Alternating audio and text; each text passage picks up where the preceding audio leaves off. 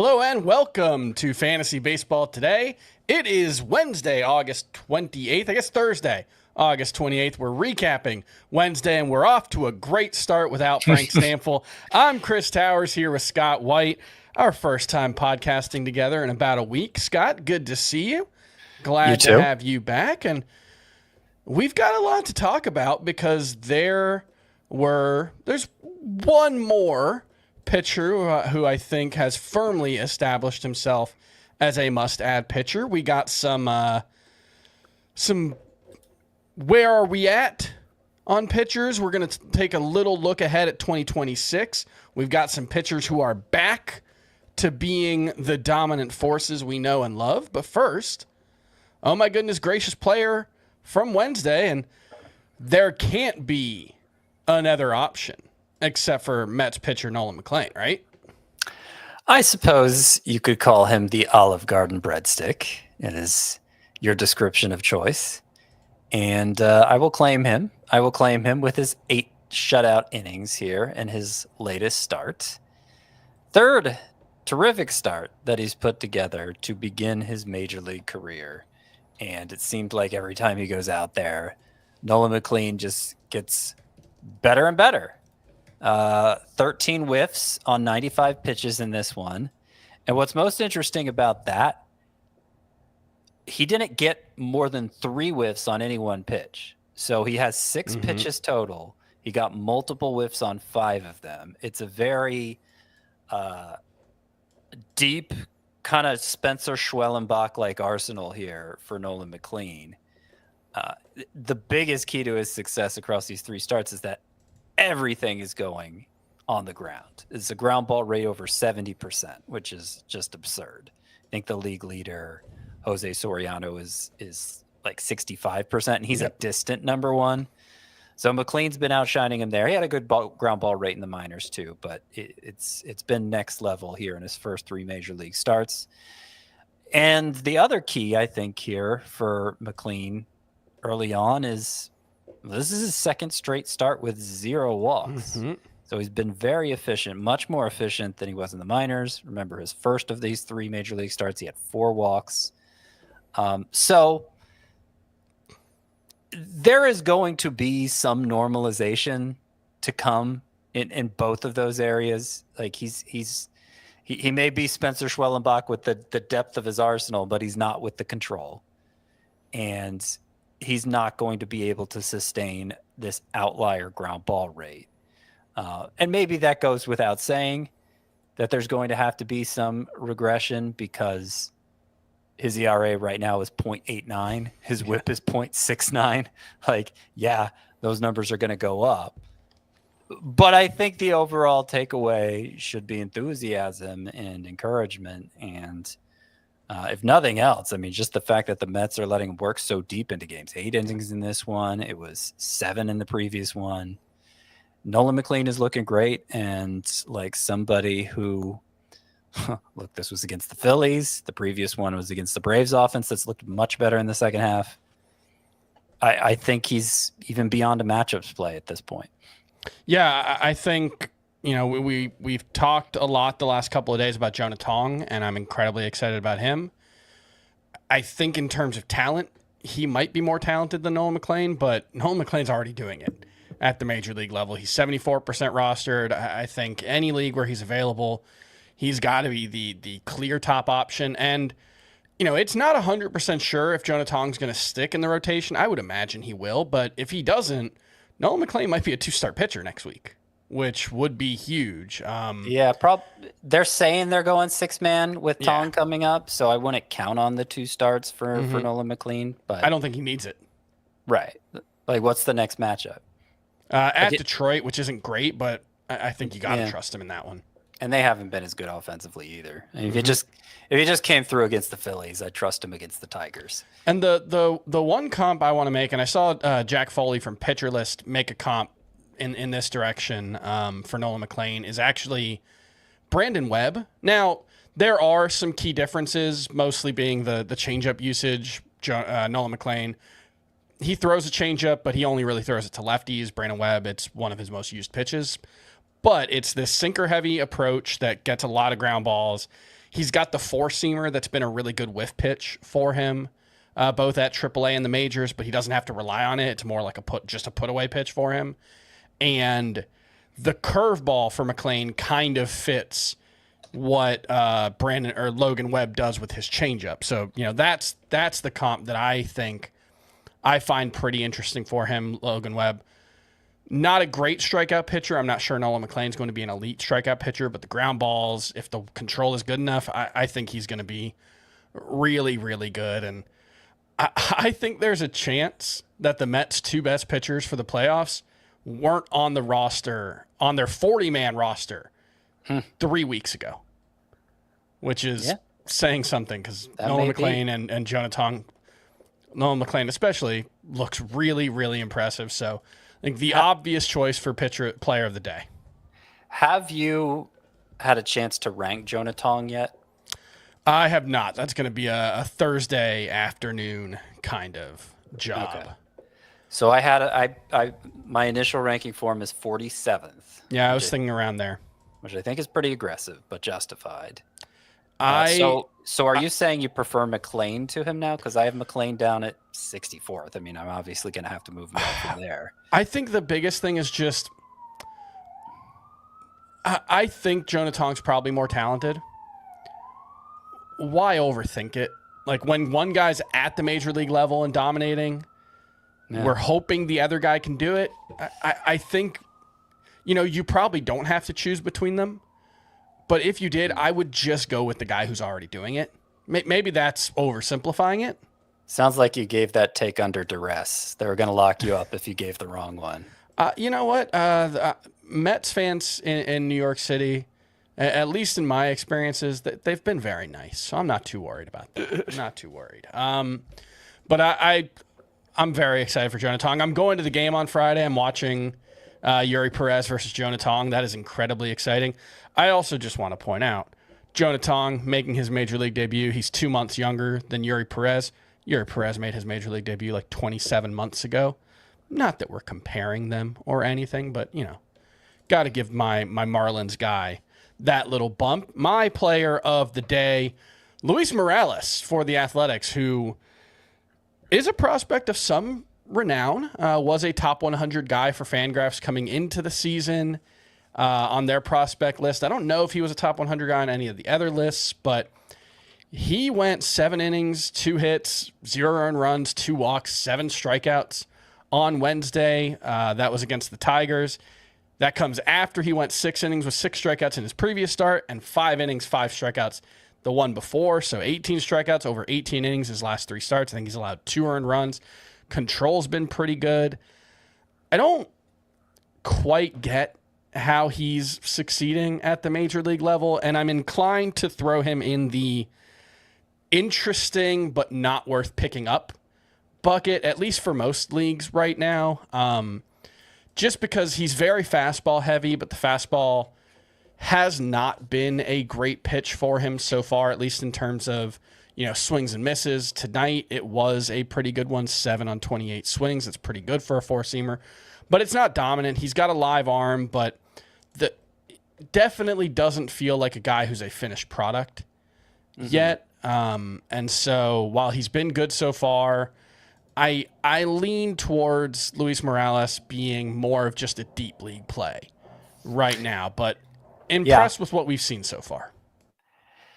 Yeah, you don't want to be so dismissive, the royal you. Don't want to be so dismissive given how good Morales has looked in 3 starts in a row now. Sort of like McLean, it's been getting better and better. And this is his second straight allowing just 2 hits. But he's somebody who's throwing his fastball 60% of the time. It has good velocity. It doesn't have a very good shape. It hadn't been getting many whiffs, like you said, Chris, until this particular start. And even this one, 25% whiff rate is good, but it's not. It's good. It's not like the kind of thing you carry an arsenal for. I don't see what secondary offering he has that's really going to put him over the top. High fly ball rate, obviously, pitching in a homer-friendly environment there in Sacramento, I think could spell danger eventually. So I have a healthy skepticism here of Luis Morales, and don't think he needs to be added in every scenario.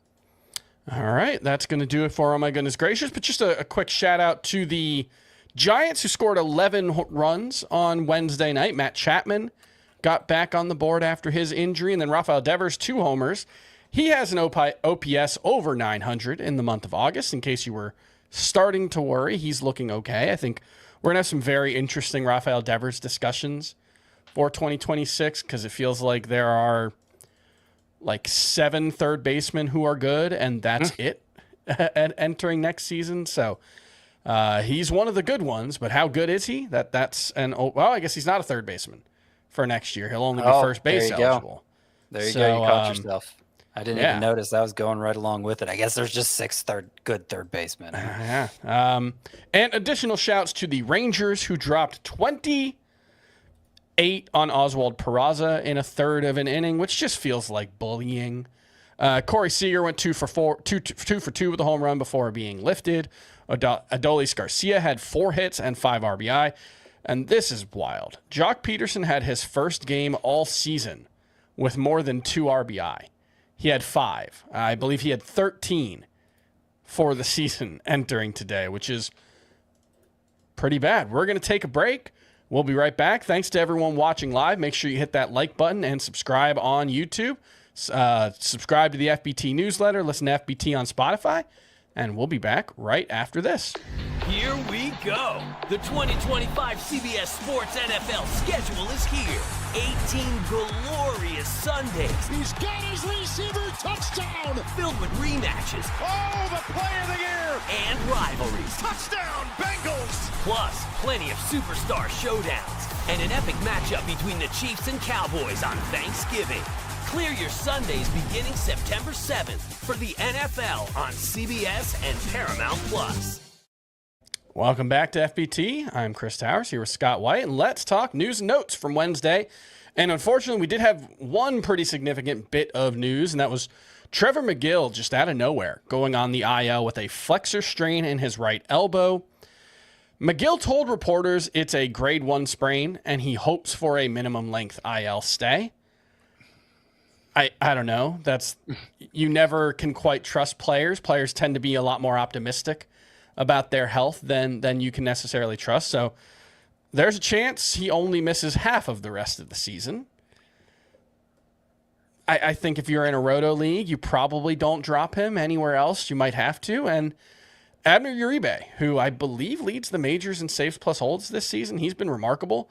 And a good example of why I absolutely hate trying to analyze relievers, because he was dominant as a rookie, horrible last season, and he's been dominant again this season. Flamed out as a closer early on last season. Any concerns about him, or do you think he's basically a must-roster pitcher now that he's the closer? Yeah, 35 holds. That is not a number you often see reached in that category, and then he's got 3 saves on top of it. Yeah, I would think Abner Uribe is obviously the guy. 171 ERA, 106 WHIP, 11.1 K per 9. Those are certainly closer caliber numbers. They do have Shelby Miller, who got some run as a closer with the Diamondbacks earlier this year, but I think Uribe is the one to roster here. And he got the save with Megill unavailable on Tuesday, so that seems like a good bet, and hopefully we see Megill, but if you need saves, Abner Uribe, an obvious add. Brewers also moved Logan Henderson to the 60-day IL. He will miss the rest of the season with right elbow inflammation. That's a bummer. We saw some really great stuff from him. 178 ERA in 25 1/3 innings in the majors, plus a 359 ERA in 77 2/3 innings at AAA with 10.1 K per 9. Is he a late round sleeper for 2026, or do you think he's going to get pushed up into like the mid rounds? Where do you think you would want to rank Logan Henderson for 2026? Well, I don't have the full rundown of like who's a free agent for the Brewers. It's pretty crowded rotation. We know Priester's still going to be there. Is Woodruff signed through next year? I believe so, yes. Mizorowski, What about Peralta? I don't think he's a free agent. So yeah, I think Henderson is going to be in a competition. I don't think he's just going to have the job handed to him. And so that probably puts him in the late round range for fantasy. I'll certainly be interested if he goes in the late rounds, because his stay in the majors was, I guess it was multiple stays, but he looked consistently good in them. And I think there's enough underlying that to suggest he may be good. So I think there will be sleeper appeal for Logan Henderson next year, but I don't think he'll for sure have a job. All right, Cole Reagans threw a 20-pitch bullpen session on Wednesday. He's coming back from that shoulder injury. He's set to face hitters next week, either later this week or next week. Not a lot of time. I think you're hoping he can get a couple of starts in at the end of the season, but the Royals may not have much reason to push him. So I could see a world where, if they're out by mid-September, he comes up, makes one start, looks good, and they just kind of shut it down, don't push it. So I'm not expecting much from Cole Reagans. Jameson Taillon was placed on the IL with a left groin strain. Javier Assad will start Saturday in Colorado, and no, you don't want to stream him in Colorado. The Orioles will move to a 6-man rotation when Tyler Wells is ready to return from his Tommy John surgery rehab. It's a slight hit for Kyle Bradish and Trevor Rogers, but at this point in the season, it's probably the difference between, 5 starts and 6 starts. I don't think it really changes how you view those guys. Bradish obviously looked excellent in his return. Must-roster player the rest of the way, right? Yeah, I actually have Bradish 37th at starting pitcher rest of season. I'm kicking. You and I are going to be doing a bold predictions for 2026. Way too early bold predictions for 2026 tomorrow, and that'll be for the Memorial Day weekend audience. But Labor Day.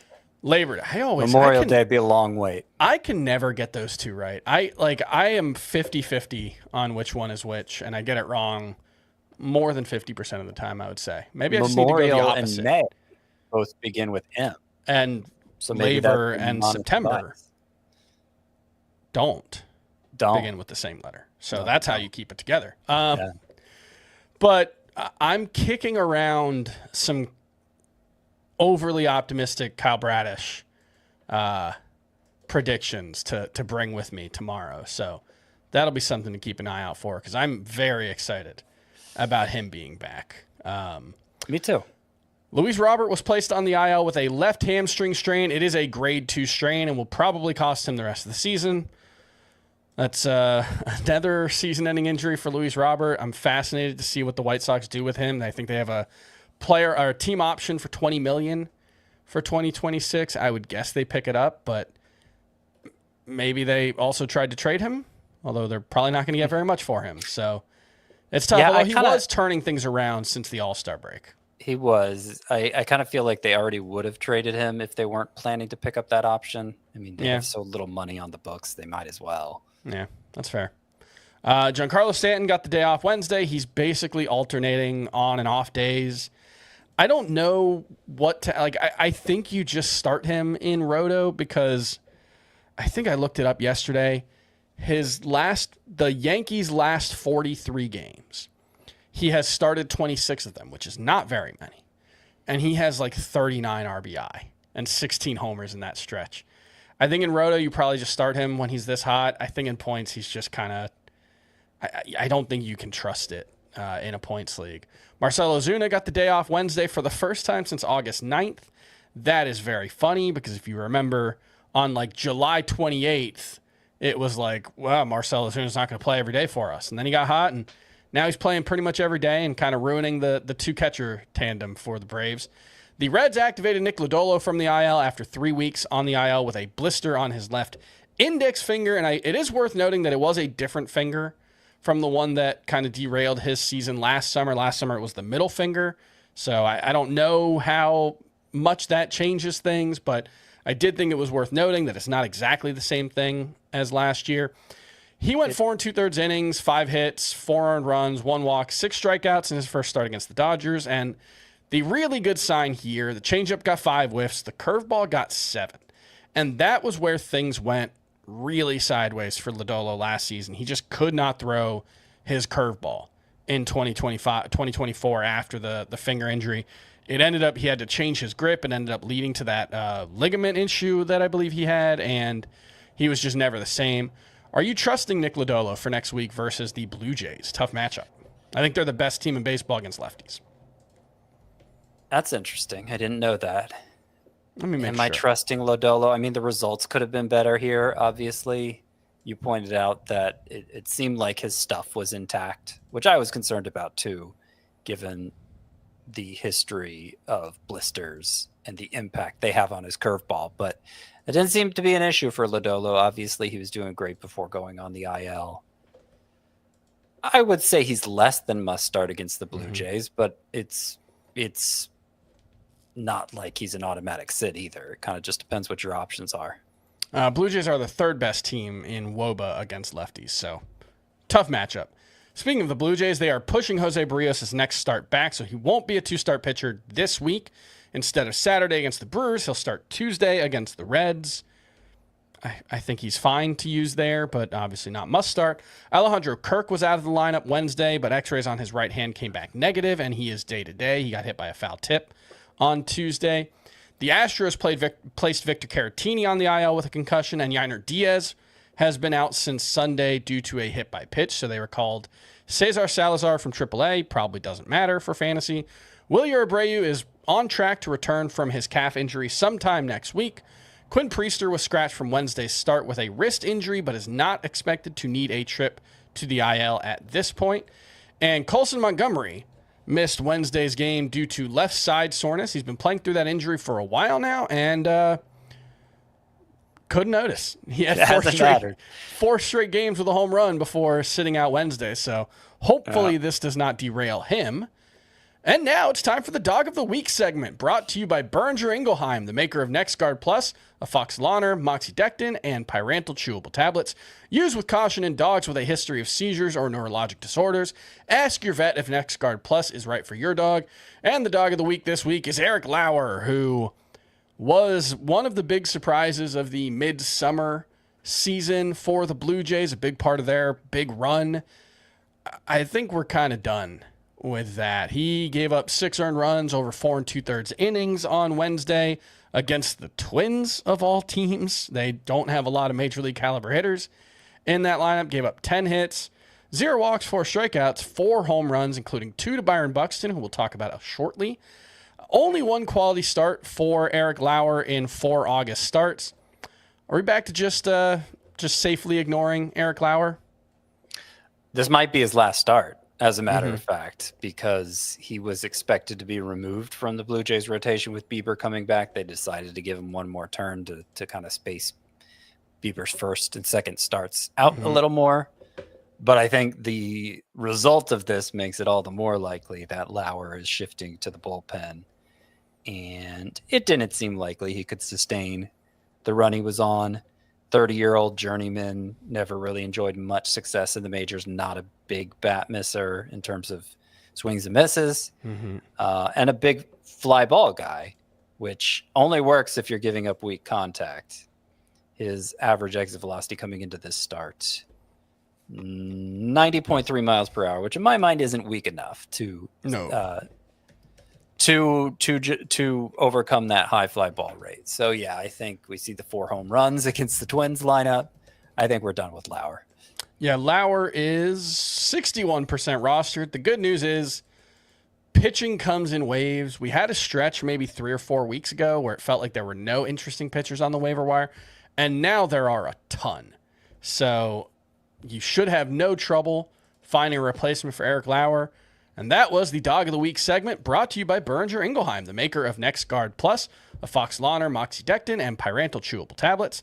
They provide next-level parasite protection against fleas, ticks, heartworm disease, roundworms, and hookworms, all in a tasty, beef-flavored soft chew. Used with caution in dogs with a history of seizures or neurologic disorders. Dogs should be tested for existing heartworm infection prior to starting a preventive.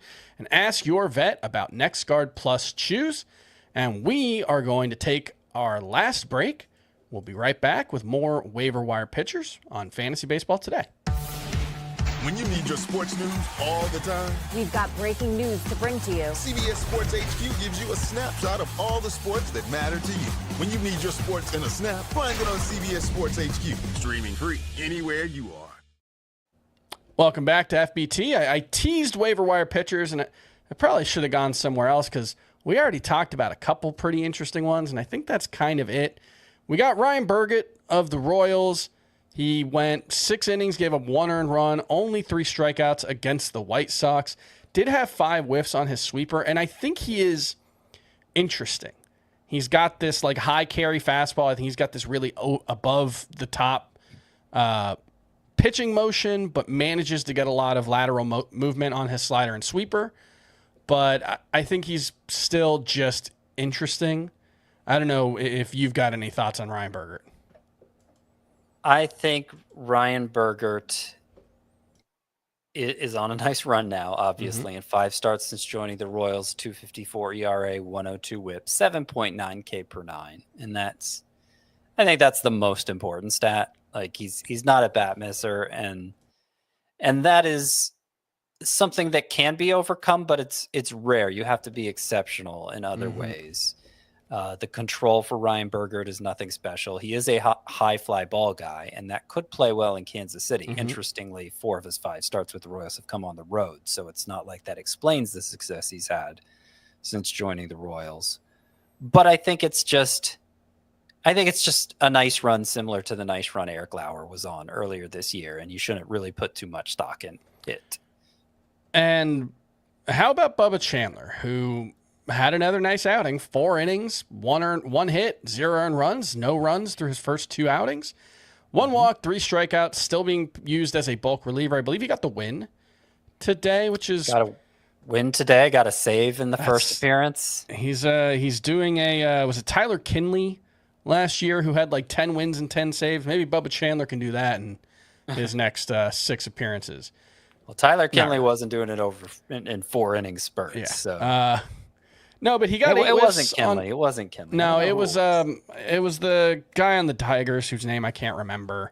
Oh, Holton. Holton. Tyler Holton. Yeah. But Bubba Chandler got 8 whiffs on 53 pitches, 6 of them on the 4-seamer.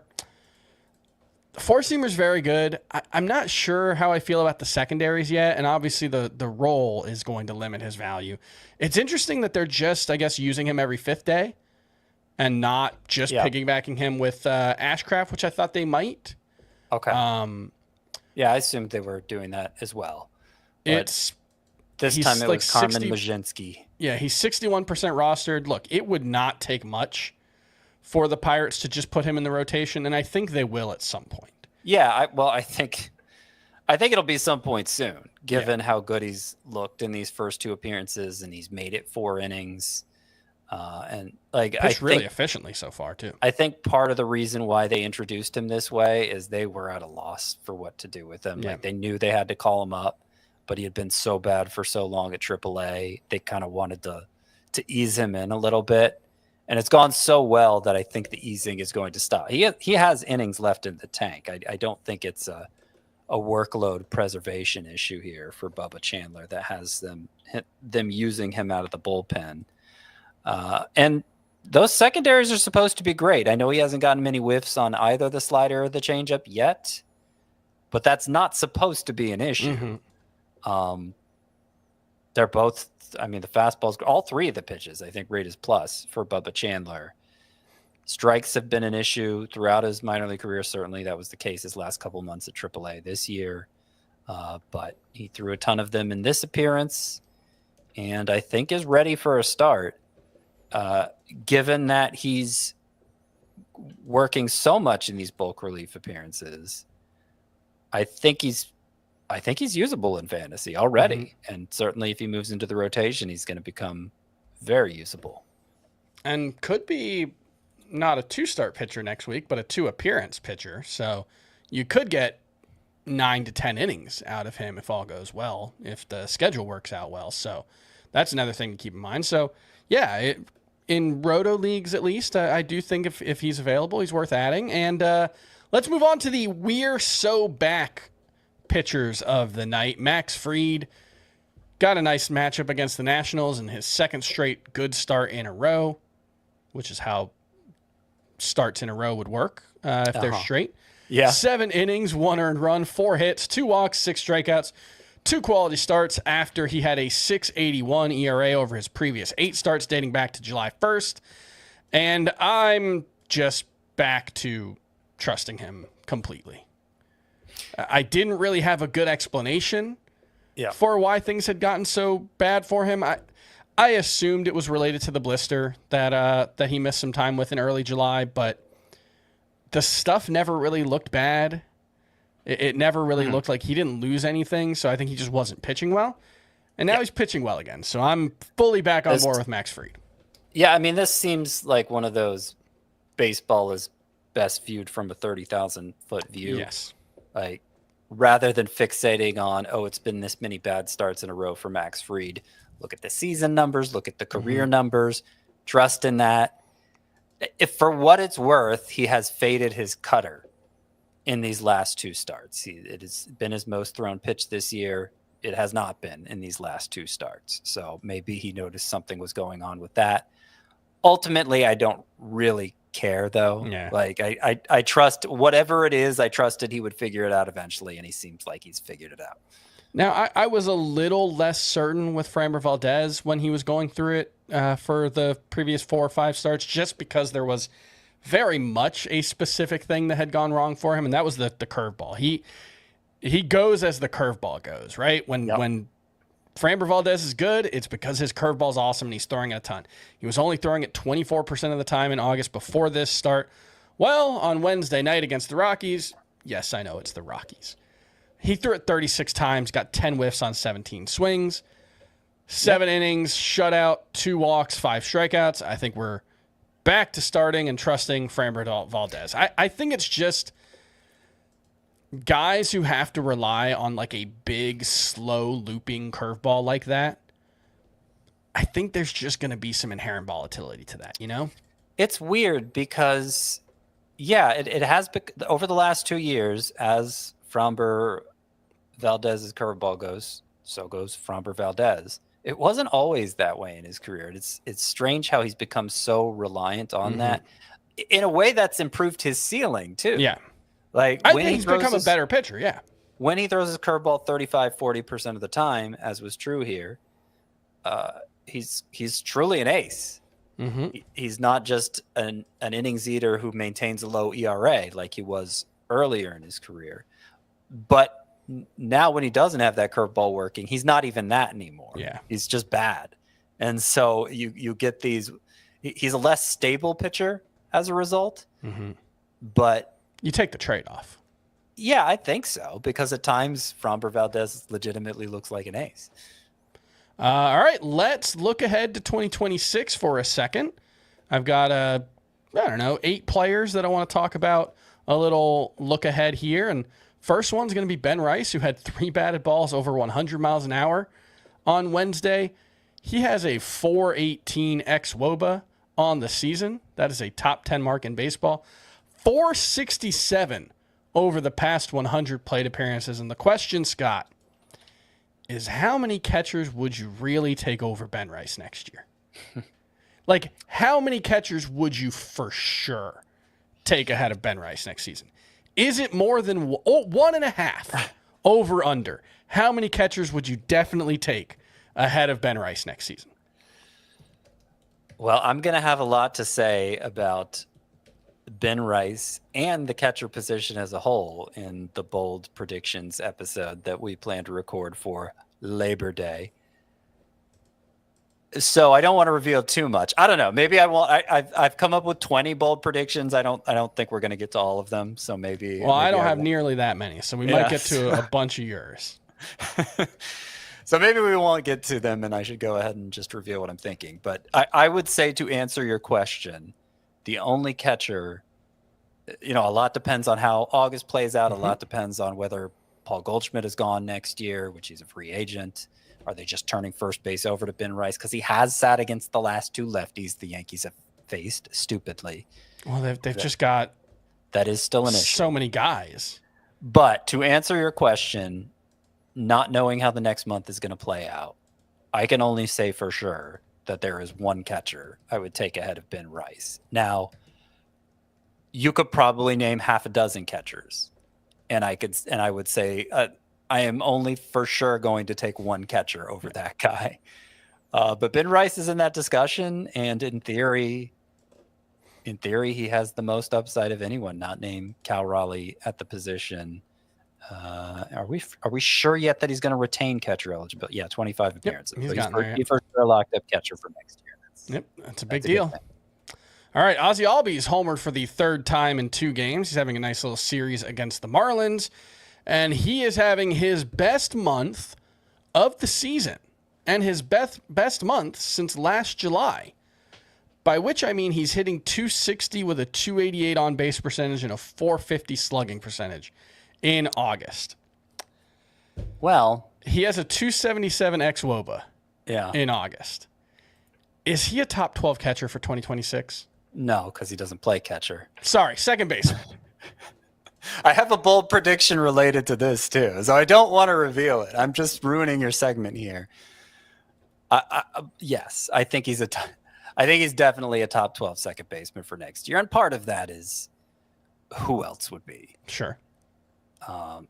But you're painting it in a more negative light than I think I would. So in the second half, now that he's hit 3 home runs, driven in 9 runs in his last 2 games, in the second half, Ozzie Albies is hitting .265, 6 home runs, 5 steals, a .762 OPS. That's basically the Ozzie Albies we all remember. So I am encouraged. He hit his first home run. What's today? He hit his first home run Tuesday. Then that 2-homer game, it was his first home run off a lefty all year. Yeah, he's been bad as a righty this season. It's crazy. Kind of. I think it's it. I was talking to that's Frank what's about this carried his profile. Yeah, I don't think that goes all the way to explaining Ozzie Albies' struggles this year, but it goes further, I think, to explaining them than just the offensive environment isn't conducive to him succeeding anymore. I think he's had. I think he's been messed up from the right side, and I prefer that explanation because he has control over it. He has agency with that. He can fix it, and I think he will. I mean, he's still so young. He has a great track record. Obviously, he was a phenom at 17 years old. He came up and had basically no failure in his entire baseball life until this year. There were a couple of injury-plagued years where the numbers were down, but really until this year, this is the first year where he's been both healthy and bad. Yeah. And we're seeing improvement in the second half, so that's encouraging. We saw improvement from Jose Altuve. I mean, Jose Altuve, nobody even remembers how poorly his season started out. We saw improvement from Marcus Semien before his recent injury, and now we're finally seeing it from Albies as well. All right, Jurickson Profar, his teammate, hit 2 more home runs, had 2 more walks on Wednesday. He was already the number 6 outfielder in Roto, and I believe number 5 in points since his return on July 2nd. Is he a top 20 outfielder for 2026? This is Profar we're talking about? Yeah. So here is the complete list of outfielders with more head-to-head points per game this season than Jurickson Profar. You ready? The complete list. Aaron Judge. That's the list. Okay. That's the list. I would have bet on Juan Soto. No. Schwarber is actually coming into Wednesday's game. Schwarber was also ahead of Profar. Profar was third, but with the 2 home run game, Profar moved ahead of Schwarber in head-to-head points per game. So, and he's over 200 at bats now.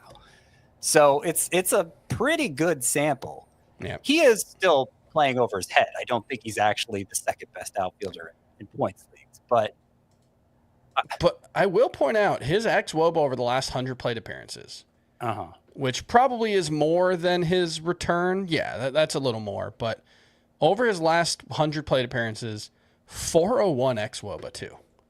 Yeah, and he's just super locked in right now. Justice for Alex Anthopoulos, who said the Braves felt like Jurickson Profar was the second best hitter on the free agent market. And then obviously he had the PED suspension, and I think everybody kind of gave up on him. There was already so much skepticism because of his age 31 breakout. I believe he was 31 last year. But he's good. I think he's shown that he's good. I don't know how good he is. I'm not going to say he's top 2 or top 5 realistically going forward. Top 20 for next season? In points leagues? I can probably come up with 20. I'd rather have them Profar, but it might just be some floor versus ceiling guys. Yeah, exactly. And there will still be a certain amount of trepidation because of his age. He's going to be 33 next year, and the exit velocities aren't going to be that great. And so I think he will be a fade for a lot of people going into next year, and there's no reason to draft him in the top 20. But I'm going to draft Profar with more enthusiasm next year, I think, than I even was this year. And it got to a point this year where people were fading him so hard, I was drafting him a ton. All right, let's go to the other side of that game. Jacob Marcy had 2 more hits and a steal on Wednesday. He's up to 8 steals, 2 caught stealing in 26 games, hitting .356 with a .422 on base, a .667 slugging percentage. That's all totally unsustainable, except he has an XBA of .324. He's earning it. That doesn't mean it's sustainable, but it's not a fluke either. How much of this could possibly be real? And is Jacob Marcy a top 40 outfielder for 2026? I got a bold prediction for Jacob Marcy too. Yeah, I think save it. I think I'm buying in on Jacob Marcy. It's one of those where it's an unconventional profile, and all of your StatCast guided sensibilities are telling you no. But the production and the number of ways that Jacob Marcy can impact the game, it makes me feel like the floor is actually pretty high here. And that it's so weird because he was horrible last year. His numbers in 2024 are dreadful. It was like a 600 OPS, I want to say. And then he was awesome at AAA this year. Yeah. And so I don't know quite what to make of that. It was mostly batting average that made him horrible last year. He stole 51 bases. He walked 92 times. And so I don't know if he just got a little too pull conscious, because that's how he gets to his power. He's got to live down the right field line, basically, with his fly balls. And you could see how that could, for a guy who doesn't impact the ball that hard, how it could drain his batting average. But that, you look at the year prior to that, hit .274 with an .840 OPS, 16 homers, 46 steals. And that's basically his whole minor league career. He was down there 3 years. So 2 of the years were great. One was bad, but with still a couple of areas skills, where he was awesome. Still walked a ton, stole a ton of bases. Yeah. He might just be, you know who it reminds me of? And he didn't get a lot of hype as a prospect either. Marcus Semien. Just a ton of walks, not as many steals as Marcy has gotten, but that's all the more to Marcy's credit, because Semien obviously has been a fantasy standout for a long time. All right. Byron Buxton had 2 home runs off of Eric Lauer on Wednesday. He had just a .559 OPS since coming back from the IL before this, but now 1 homer short of his career high, already has a career high in runs and RBI, and his most steals, 19, since 2017. Is Byron Buxton a top 30 outfielder for 2026? Well, you tell me, Chris, because this was your guy, and I feel like this was the year you pushed Buxton the least. Yeah. Like you were pretty much out. Yeah, you didn't have to. Well, did you draft him that much? Yeah, I've got him in a few spots, yeah. Okay. Yeah, he was a nice late round target, but I probably should have been more. He was not very good last year when he was healthy was the problem. Okay. And so he's, 31, I think. So it was reasonable to think maybe it had run out, but he's a really awesome player. It's just, how much do you want to invest? I think I just saw someone in the comments say Byron Buxton sucked for a decade. Objectively untrue. He's an awesome player when he's on the field. That's never been the question. It's just, I don't think you can spend a top 150 pick on a guy with his injury track record. Right? Wait a second, Chris.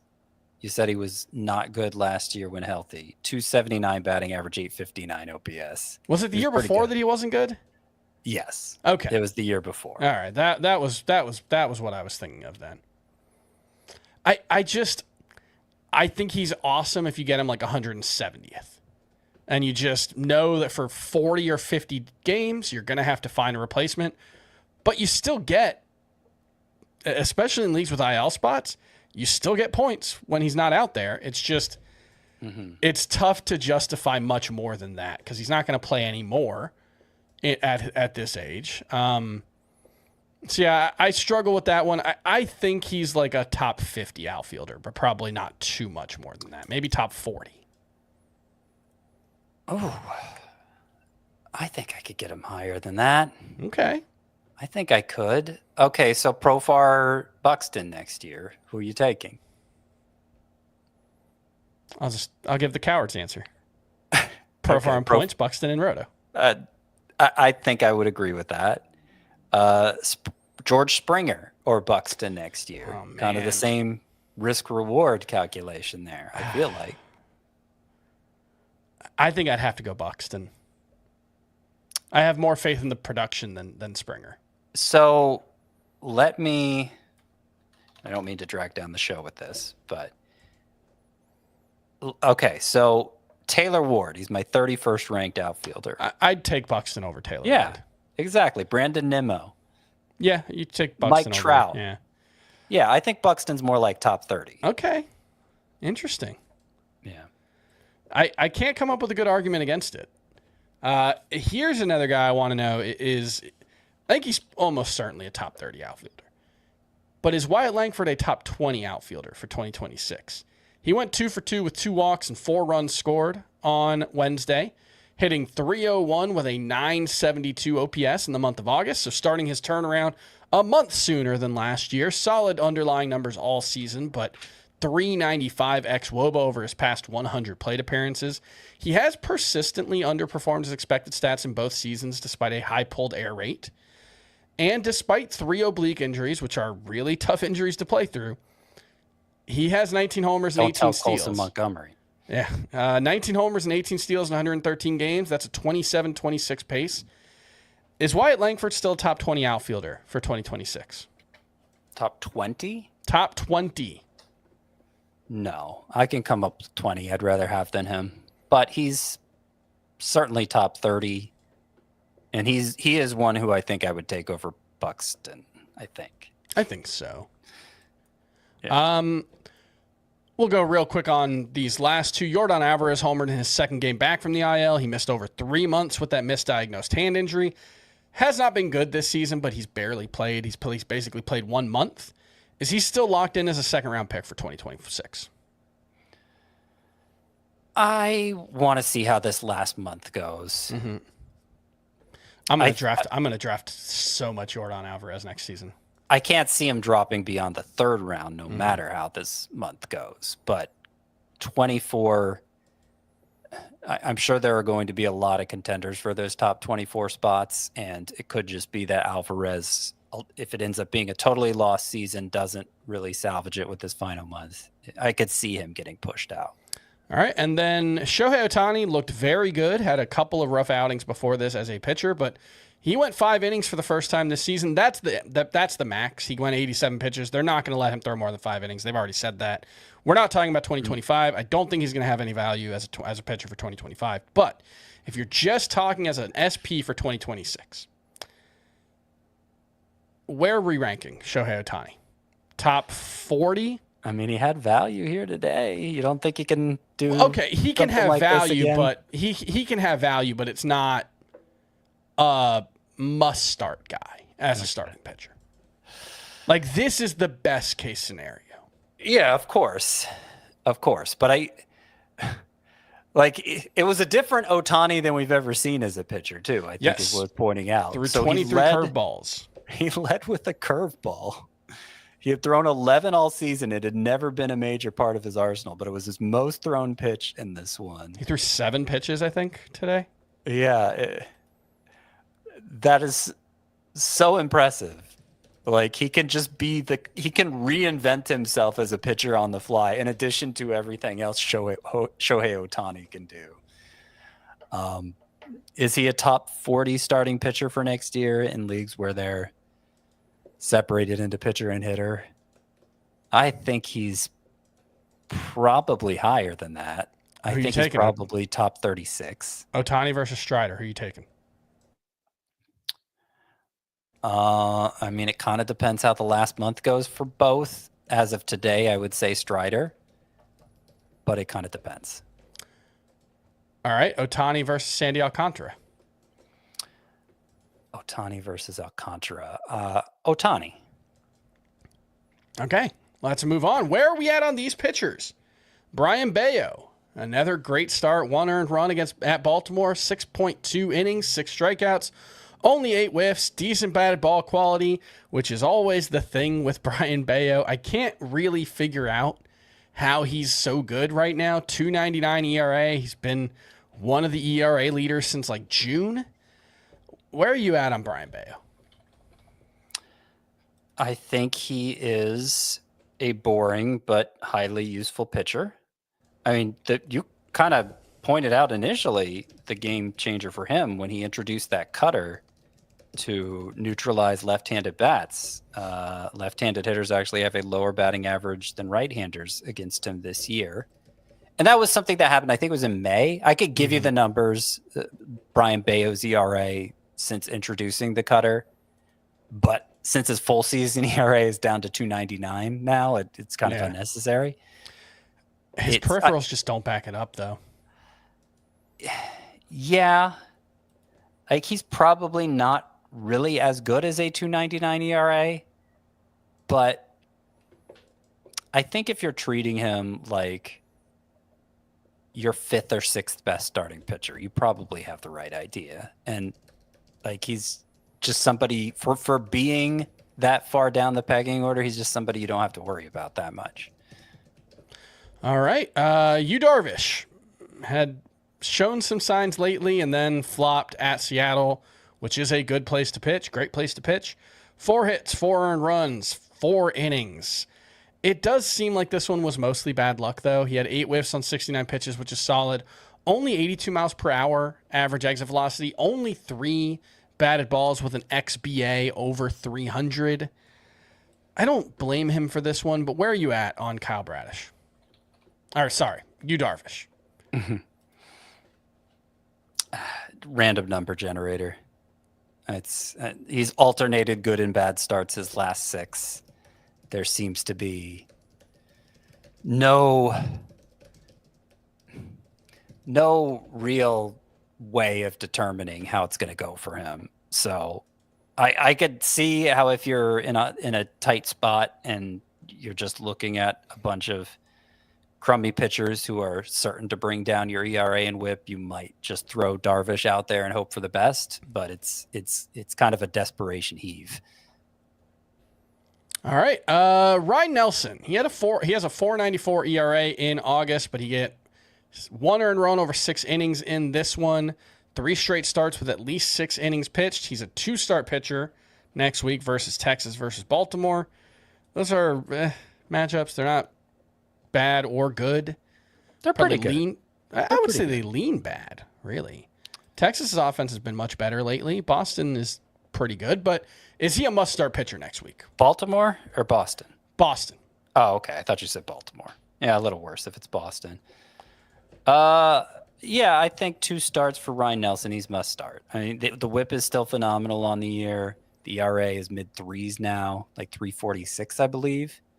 And you know what he did in this start? He threw 62% fastballs. His previous 3 were not in that 60 to 70% range. But if that's how Ryan Nelson is using his fastball, if he's throwing it specifically within that range, it's always a good start. It's amazing. It's amazing how consistently that's the case. He'd kind of gotten away from it, but back to himself in this start. It's weird because the fastball is good, but like by the numbers, it's not like a 32% whiff rate like demon or anything. It's like a 25% whiff rate usually. I don't quite trust it, but It's been been going like on a for year and over a a half. year. Yeah, no, Yeah, I get so- it. And then one more, Casey Mize. Can we just drop him? 5 earned runs in 3 1/3 innings. He has a 5.81 ERA in August, a 6 ERA since July 1st. I never really bought Casey Mize being good, even when he was good. So I'm ready and willing to drop him. I would happily drop him for Jonah Tong. Are you dropping Casey Mize? Yeah. I think I'd rather have you Darvish than Casey Mize. And I wasn't speaking so glowingly of Darvish just a minute ago. All right, let's move on to some pitching leftovers. Brian Wu snaps his streak of 6 inning starts at 25, and he missed it by 1 out. Was this the most unlikely statistic of the season so far? At least for a season-long number. I'll throw Dalton Varsho becoming like a legit power hitter out there. I'll throw George Springer bouncing back to become putting together the best season of his career. But man, Brian Wu becoming the single most dependable innings eater in baseball was hard to see coming, even though we did see flashes of it late last season. There are a couple of stolen base numbers. Josh Naylor becoming a 20 steal guy. Yeah. Although I feel like that was just like one crazy week. I feel like he hasn't stolen anything. Cal Raleigh, in the year he sets the record for most home runs by a catcher, somehow still separating himself more at the position by stolen bases than home runs. That's a crazy stat. But yeah, Wu being workhorse. Like, we liked all the Mariners pitchers coming in. The thing we didn't like about Wu is, he wasn't going to be very durable. He was going to break down or not work deep into games. And he's the one Mariners pitcher he's been the workhorse of that staff that seemed to be full of workhorses. So yeah, that's been a shocker. Josh Naylor, by the way, stole 11 bases in his first 14 games with the Mariners. He hasn't stolen one in 16 games since then. That's very funny. Drew Rasmussen, 4 quality starts in a row. He remains outrageously efficient. He is up to 129 2/3 innings. So the question I will ask is over under 3.5 starts remaining for Drew Rasmussen. I will say over. Okay. But that's the right over under. Yeah, I think it's either 3 or 4 more starts, and then you just drop him. You don't worry about it. Just ride it. He's awesome. He rules. He's great. And I guess it is if Nolan McLean, there's 26% of CBS fantasy leagues where Nolan McLean's available. Would you drop Drew Rasmussen to add him? Just because you might get 2 or 3 more starts out of him. I mean, there's got to be somebody else you could drop. I would think so, yeah. But if there isn't, I'm going to rank McLean ahead of Rasmussen rest of season. That's basically what you're asking me. Yep. So, yeah.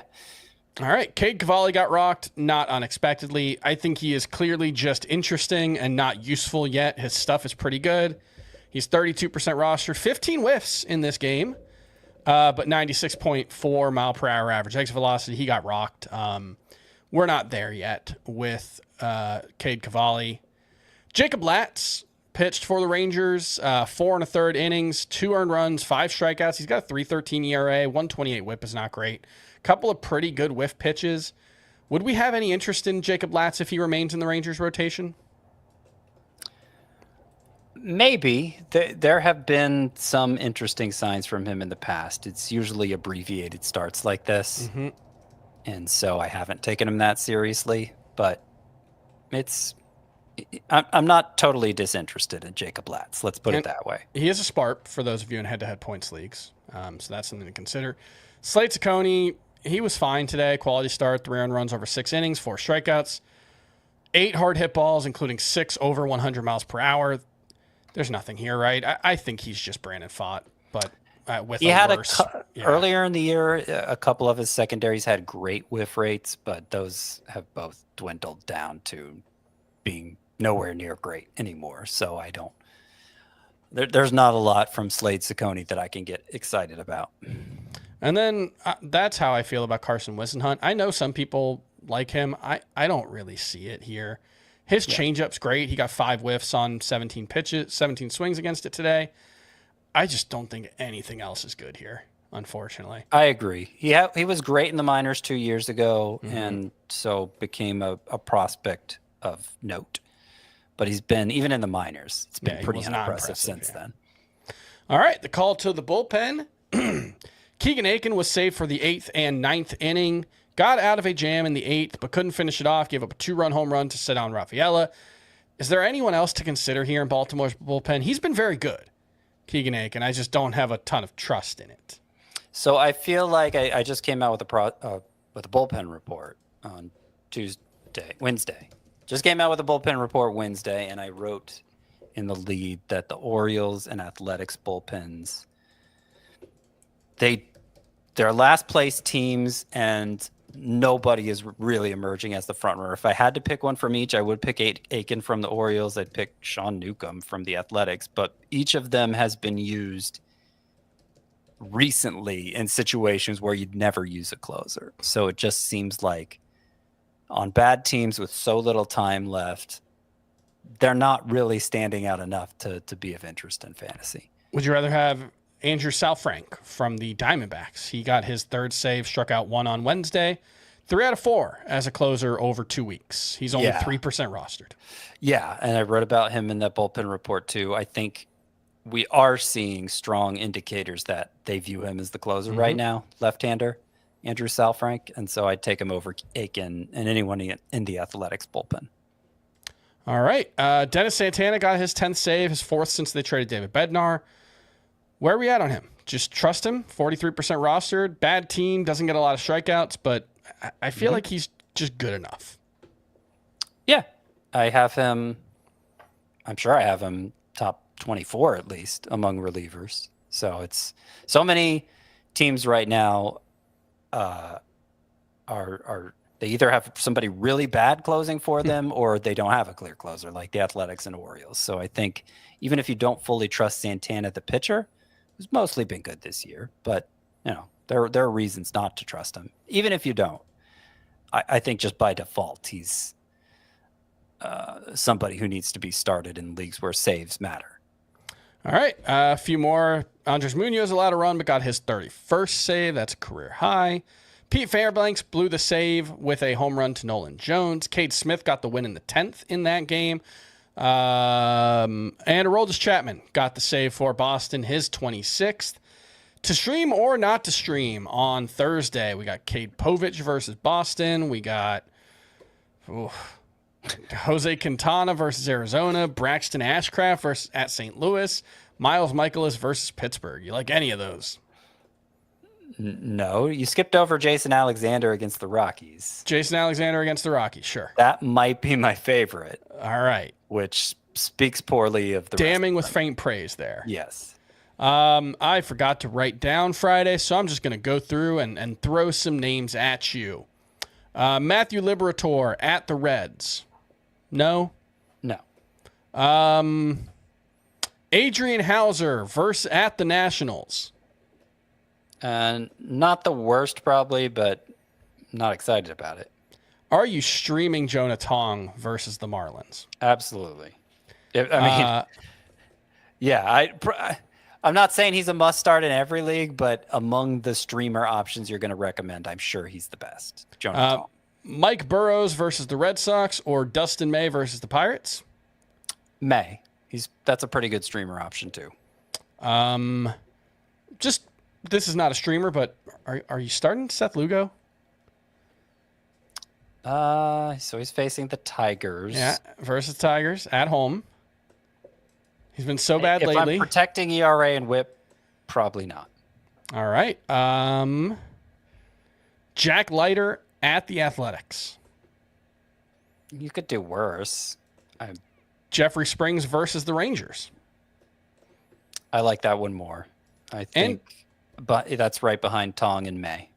And then Dean Kramer at the Giants. I kind of like that one. Yeah, it's not bad either. I think, right behind Springs there. So there's some pretty good streamer options on Friday. But still like Jonah We'll Tong talk the about best. it again tomorrow. We will.